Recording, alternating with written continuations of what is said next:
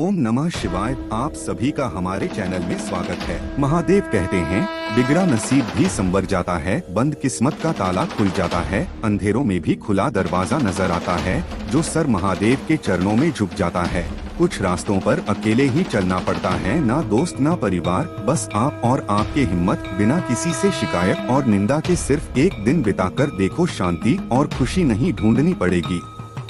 लोगों को इस बात से कोई फर्क नहीं पड़ता कि आप खुश हो या नहीं, उन्हें तो फर्क इस बात से पड़ता है कि आप उन्हें खुश रखते हो या नहीं। जरूरत के बगैर भी लोगों का ख्याल रखना एक अच्छे व्यक्तित्व की पहचान होती है। माचिस की तीली दूसरों को जलाने से पहले स्वयं जलती है, इसी प्रकार हमारा गुस्सा भी माचिस की एक तीली की तरह है, जो दूसरों को बर्बाद करने से पहले स्वयं को तीली की तरह बर्बाद करता है। हमेशा उम्मीद महादेव पे रखो, क्योंकि इस पूरी दुनिया में जितनी जल्दी महादेव राजी होता है, इतनी जल्दी कोई राजी नहीं होता। समझदारी की बातें सिर्फ दो ही लोग करते हैं, एक वो जिसकी उम्र अधिक हो, दूसरा वो जिसने बहुत कम उम्र में बुरा वक्त देखा।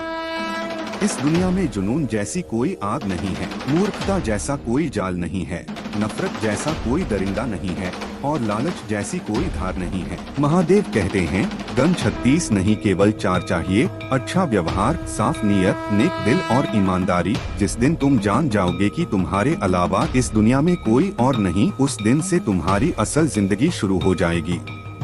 अपनी नजर हमेशा उस चीज पर रखो जिसे तुम पाना चाहते, उस पर नहीं जिसे तुमको चुके हो।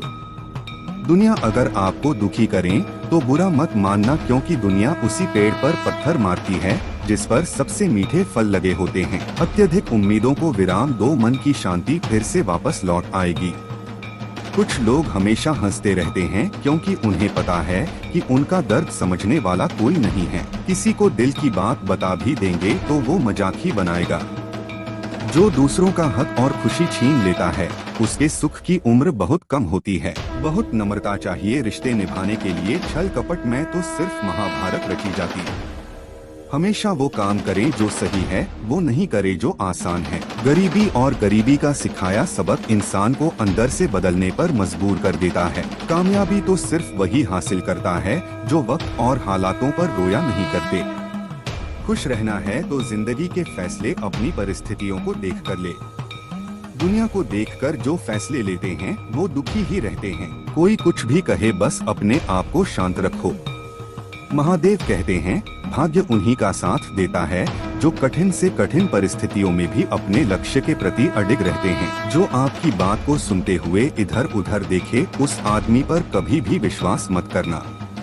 मूर्ख लोगों से कभी वाद विवाद मत करना, क्योंकि ऐसा करने से आप अपना ही समय नष्ट करते हैं। अहंकार और अकड़ जीवन के दो बड़े दुश्मन हैं, क्योंकि इनसे ना तो आप किसी के पास रह पाते हैं और ना ही कोई आपके पास रहना चाहता है। जीवन में खूबसूरत लोग तो बहुत होते हैं, लेकिन वही अद्वितीय है जो जीवन को खूबसूरत बना देते हैं। कभी कभी अपनी तारीफ खुद भी कर लिया करो, क्योंकि बुरा कहने वाले तो बहुत है। महादेव कहते हैं, इंसान का पतन उसी दिन शुरू हो जाता है जब वो अपनों को गिराने की सलाह दूसरों से लेता है। जब इंसान की जरूरत बदल जाती है, तब इंसान की बात करने का तरीका भी बदल जाता है। जो बीत गया उसे सोचा नहीं करते, जो मिल गया उसे खोया नहीं करते।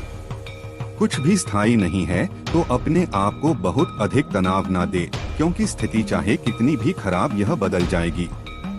वक्त के साथ साथ बहुत कुछ बदल जाता है, लोग भी, रास्ते भी, एहसास भी, और कभी हम खुद भी। जो तूने आज किया है वही कल तुम्हारे साथ भी होगा। यही नीति का नियम है। बनना है तो किसी की कमी बनो, जरूरत नहीं। जरूरत तो कोई भी पूरा कर सकता है, लेकिन किसी की कमी कोई पूरा नहीं कर सकता।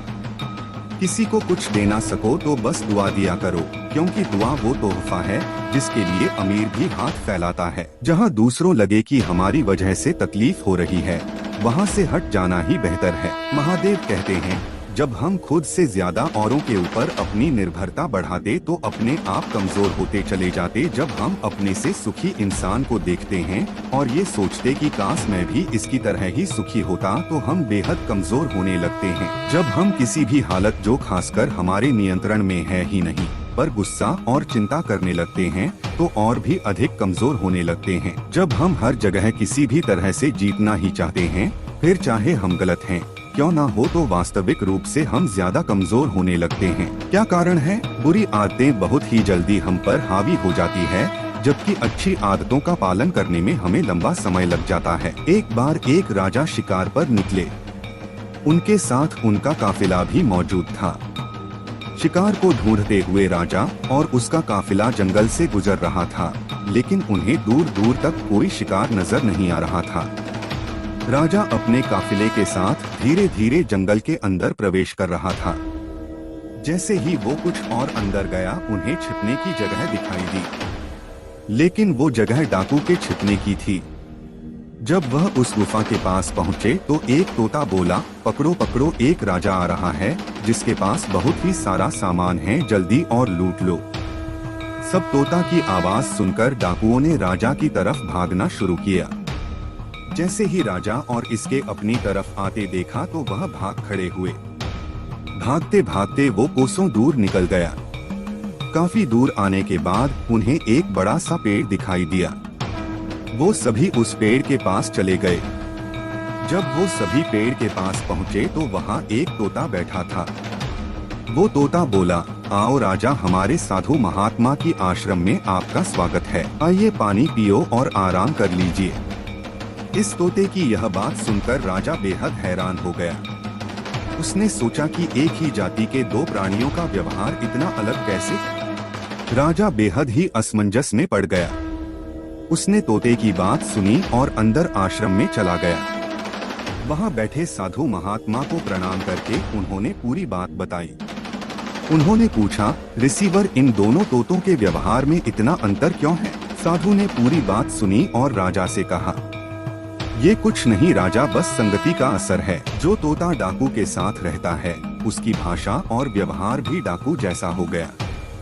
वही जो तोता यहाँ रहता है उसका व्यवहार आदर है, अर्थात जो जिस वातावरण में रहता है वो वैसा ही बन जाता है। ऐसे में व्यक्ति को हमेशा ही अपनी संगति को सोच समझकर चुनना चाहिए।